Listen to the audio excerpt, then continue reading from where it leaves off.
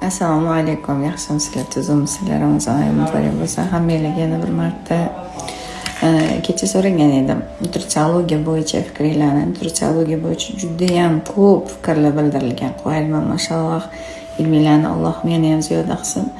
Nutritsiologiya ilmi tegi o'zi kelib chiqishi 20-asr o'sha boshlaridan boshlab o'rganilishni boshlagan, lekin aslida uni ildizlarga borib taqaladigan bo'lsak, 19-asr, 17-asrlarda ham hattoki ishlatilgan, foydalanilgan.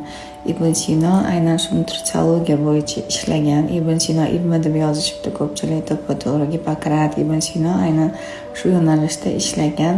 To'g'ri sog'lom turmush tarzi, ovqat yeyish ratsioni orqali insonni ovqati, bilasizlar, davolovchi xususiyatga ega. Ko'pchilik bilmaydi shu narsani. Tangam kinosini ko'rgansiz, ana o'sha nutritsiologiya deyiladi.